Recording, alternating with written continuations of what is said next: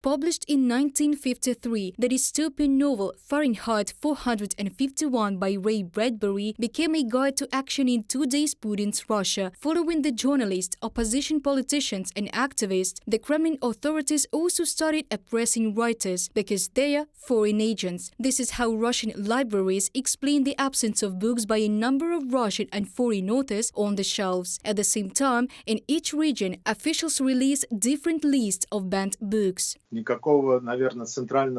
is no central guidance, no instructions yet. It looks, of course, extremely ugly and stupid, and it will happen anyway.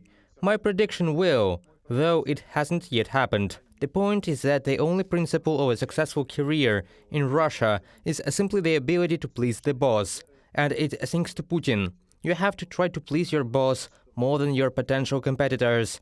If we compare what is happening in some libraries in Moscow, it is clear that there is a complete discord. Somewhere there is no Bykov's books, but somewhere you can still find them. Or why in the same library where is no Bykov's works, there are books of Ulitskaya.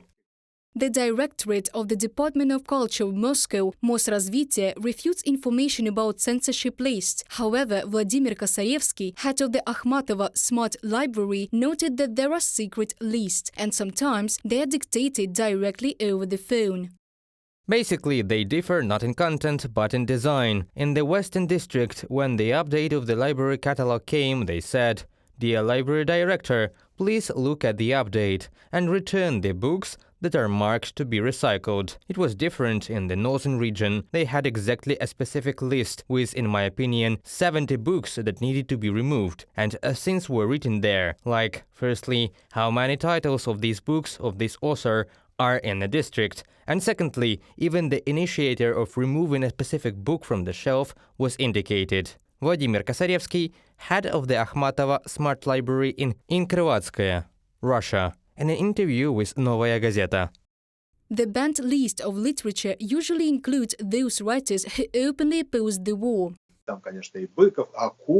There are, of course, Bykov, Akunin, Ulitskaya, but surprisingly, for example, Stephen King or Joanne Rowling with her Harry Potter are also in that list. Is there any logic in it? Well, there is, because both Stephen King and Joanne Rowling are very loud and publicly condemning the war against Ukraine and Putin's actions. There is George Orwell in the list too, who died shortly after World War II, and he had no idea what would happen to Russia after Stalin, after Khrushchev, Brezhnev, Gorbachev, and during Putin's ruling. Nevertheless, he got on the banned list. Why? Because he is often quoted by critics of the war.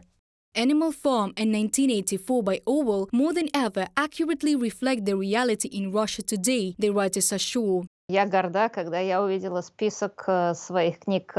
was so proud when I saw the list of my books, my humble surname along with Orwell and Joanne Rowling, as being withdrawn from libraries. What could I do? I swelled up with pride like a frog. Let me remind you that Orwell's 1984 was a bestseller for some time, a bestseller in Russia, till they realized its true sense, right after February 24th. Of course, we can assume all sorts of conspiratorial versions, like that the Russian Ministry of Defense needs such a number of Orwell's copies so much, and Konashenkov cannot prepare his briefings without his book, so that they use Orwell's work as a textbook, a guide to action.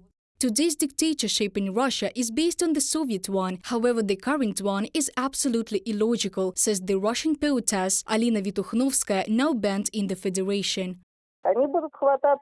They will grab onto all that is bad, or on the contrary, on what is good, because they cling to the best authors. Look, it's just a top list. I repeat, Sorokin and Stephen King are there. At the same time, mind you, there are also their servants. For example, Eduard Limonov. Fascism was nurtured on the pamphlets of National Bolshevism. Limonov served fascism, but he also got on this list.